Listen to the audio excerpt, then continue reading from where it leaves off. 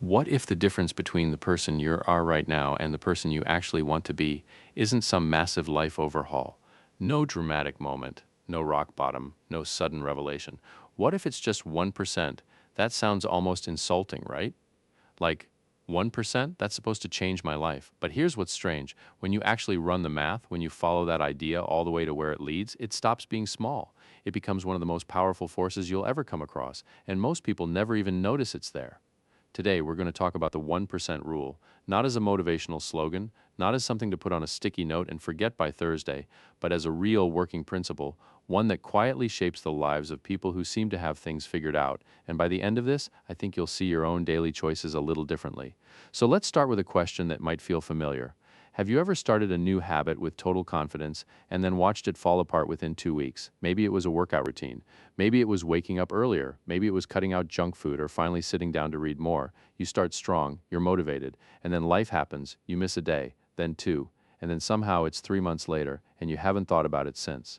Most of us assume the problem is willpower, that we're just not disciplined enough, that the people who actually stick to their habits have some kind of internal strength. We don't. But that's not really it. The actual problem is something much simpler. We expect too much, too fast. We're wired to want visible results, to feel like our effort is paying off. But when we take on enormous changes, going from 0 workouts to 7 a week, from never reading to an hour a day, our brain doesn't see gradual progress. It sees a gap between where we are and where we want to be. And that gap feels exhausting. So we stop. Here's the thing nobody tells you. The size of your effort doesn't always match the size of your result, at least not at first. And that's exactly where the 1% rule lives, in that strange, uncomfortable space between doing the work and seeing what it does. But before we get into how it works, let me tell you about a group of people who accidentally discovered it. In 2003, British cycling was, to put it gently, not doing well.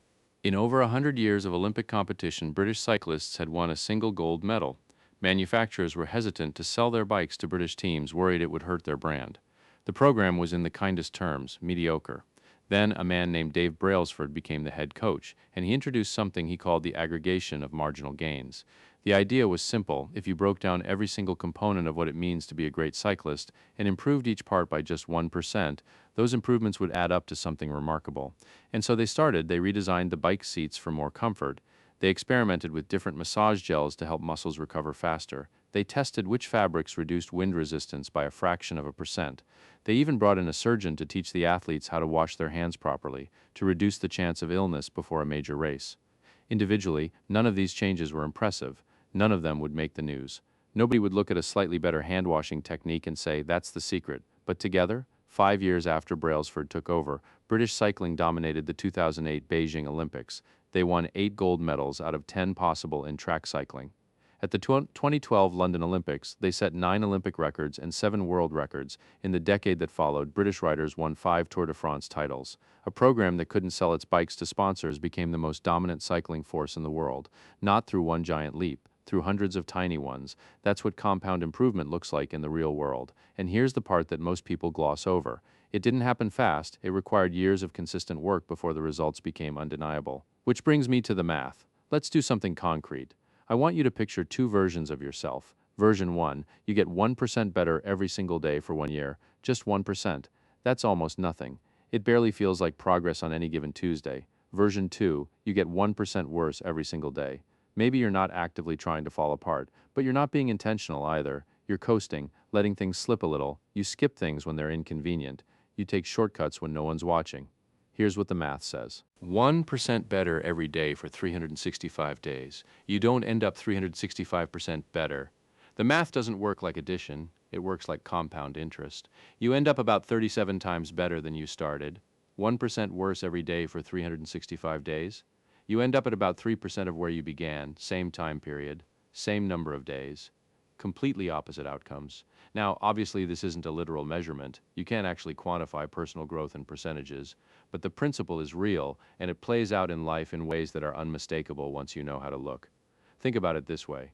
A plane that leaves Los Angeles heading for New York, but is off by just 2 degrees. Where does it end up? Not close to New York. Off by 2 degrees over that distance, it misses by hundreds of miles, small deviations, massive consequences over distance, and the same thing happens in reverse. A small correction made early and consistently can completely change where you land. But here's what I want to talk about next, because there's a deeper reason why small habits work, and it's not just about math, it's about how your brain actually functions. Your brain has two different systems for evaluating effort and reward. One system is fast, emotional, and short-term. It's the part of you that wants a snack right now, that doesn't want to go to the gym when it's cold outside, that finds it hard to sit down and read when there's something more stimulating available. The other system is slower, more rational. It thinks about the future, weighs long-term consequences, and actually cares about who you'll be in 5 years. The problem is that these two systems don't fight on equal ground. The emotional system almost always wins in the short term. It's faster, louder, and much more persuasive in the moment. This is exactly why massive habit changes fail so often. When you try to make a huge behavioral shift, like completely overhauling your diet or going from no exercise to intense daily workouts, you're asking your emotional brain to take a huge loss right now for a future reward it can barely picture. And it says no every time. But small habits, they don't trigger the same resistance. A tiny change doesn't feel threatening. It doesn't feel like sacrifice. It slides under the radar of your brain's threat detection system. And here's what's fascinating about that. Once a small behavior becomes automatic, once it turns into a genuine habit, it stops requiring willpower at all. It just happens, like brushing your teeth, like buckling your seatbelt. Neuroscientists call this process automaticity. It's when a behavior moves from the conscious, effortful part of your brain into the automatic, low-effort part. And once that happens, the energy you were spending on that habit gets freed up for other things. This is why people who seem to be effortlessly productive usually aren't working harder than everyone else. They've just automated more of their good behaviors, and it all started small. Let me show you what this looks like in real life. Let's take reading. One of the most commonly cited habits of high performers, people like Elon Musk, Barack Obama, Warren Buffett, Bill Gates, is that they read a lot. And when most people hear that, they think, I need to read more. And then they set a goal to read for an hour every night. And then they read for 2 days, feel great about themselves, and by day 5, they've completely forgotten about it. But what if instead you just committed to reading 1 page a day? 1 page before bed. No pressure, no guilt if you read more, just one. Here's what happens. Most nights after you read that 1 page, you read another, and then another. Because once you've started, the resistance disappears. The hard part isn't reading, it's beginning. And after 30 days, you've built a reading habit. The question is no longer whether you'll read tonight, it's just how much. After a year at a conservative 5 to 10 pages a night, that's roughly 12 to 20 books, more than most adults read in 5 years, or take focus. A lot of people struggle with deep concentration. They sit down to work, and within 3 minutes, they're checking their phone, opening a new tab, finding literally anything else to do. What if you just committed to 5 minutes of uninterrupted focus? Set a timer. 5 minutes, no phone, one task. That's it. Sounds pointless, right? Except here's what actually happens. Most people, once they've gotten into the flow of a task, don't stop when the timer goes off, because the hardest part of deep work isn't sustaining focus, it's starting it. And over weeks, those 5-minute sessions become 10 minutes, then 20. Then you're doing something that most people in the modern world genuinely struggle with. You're concentrating. Or think about exercise. You don't need to commit to an hour-long workout every day. Start with 10 minutes of movement, walking, stretching, anything that gets your body used to moving as a default rather than an exception. Over time, that 10 minutes becomes something you build on naturally without forcing it. The common thread in all of these examples isn't discipline. It's a low enough entry point that resistance can't grab onto it. But there's a side of this story we haven't talked about yet. And it's the reason why even people who understand the 1% rule sometimes don't use it. There's a phenomenon in personal growth that almost nobody warns you about. Some people call it the plateau of latent potential. I like to think of it as the valley of disappointment. It goes like this. You start a new habit, you're consistent, you're doing the small things right, and after 2 weeks, nothing looks different. After a month, still nothing noticeable, you've been putting in the work, and it feels like you're getting absolutely nowhere. This is where most people quit, and here's the cruel irony, they often quit right before the compound effect would have started to show up. Imagine you're in a room and you want to freeze the water on the floor. You lower the temperature from 75 degrees to 50, nothing. From 50 to 35, still liquid water. From 35 to 32, still nothing. And then 1 single degree later, the water freezes. Solid. That last degree didn't do more work than the others. It didn't matter more. But it's the one that got the credit, because it's the only one you could see. Everything before it was invisible progress. Real change happening beneath the surface, without any visible confirmation. This is exactly how habits work. You're building something, strengthening neural pathways, changing your identity, shifting your defaults, but none of it is visible yet. It's all happening underground, and the people who push through that valley don't do it because they see results. They do it because they've shifted something more fundamental than their habits. They've shifted how they see themselves, which is the real secret inside the 1% rule. Most people approach habit change from the outside in. They start with outcomes. I want to lose 20 pounds. I want to finish writing a book. I want to save more money. And there's nothing wrong with goals, but there's a deeper layer that most people skip over.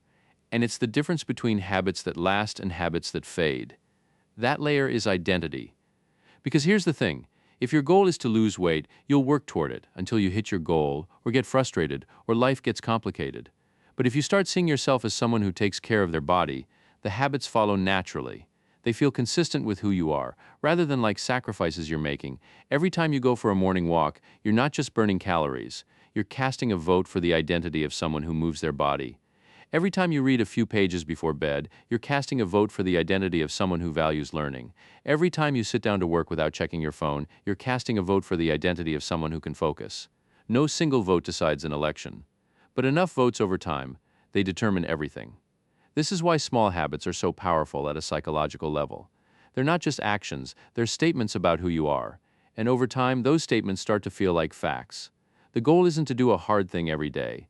The goal is to become the kind of person who finds that thing normal. And that shift from "I'm trying to do this" to "this is just what I do" is the real transformation the 1% rule produces. Before we wrap up, I want to be honest about something. The 1% rule is simple, but simple isn't the same as easy. There are a few things that consistently get in the way of consistent small habits, and it's worth knowing about them. The first is all or nothing thinking. The idea that if you can't do it perfectly, there's no point in doing it at all. Missed a day? The habit is ruined. Ate something unhealthy? The diet is over. This mindset is incredibly common, and it's the enemy of long-term consistency. The goal isn't perfection. It's not missing twice in a row. The second is urgency bias. We live in a world that constantly demands our immediate attention, notifications, deadlines, the feeling that everything is on fire right now. Small, consistent habits don't scream. They don't create urgency, so they're easy to postpone, until you look back 6 months later and realize you've made no progress on the things that actually matter. The third is comparison. You see someone who seems to have it all together, and instead of feeling inspired, you feel behind. Like your small habits are embarrassingly modest next to whatever they're doing, but what you're usually seeing is someone's year 5, not their day 1. Knowing these traps doesn't make you immune to them, but it makes you a little harder to fool. Here's where I want to leave you. Every day you wake up, you make hundreds of tiny choices. Most of them feel inconsequential in the moment. Whether to hit snooze or get up, whether to reach for your phone or sit with your thoughts for a minute, whether to do the work you've been putting off or find a reason to delay it one more day, none of those choices will change your life today. None of them will show up on a highlights reel. Nobody's going to applaud you for reading 10 pages or going for a walk or spending 5 focused minutes on something that matters. But here's the quiet truth underneath all of this. The person you'll be in 5 years is being built right now in the small choices you make when nobody's watching.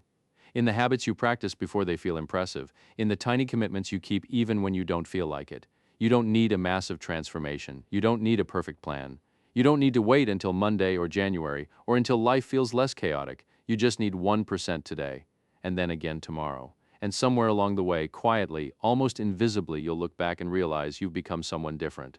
Not because of one big day, because of all the small ones.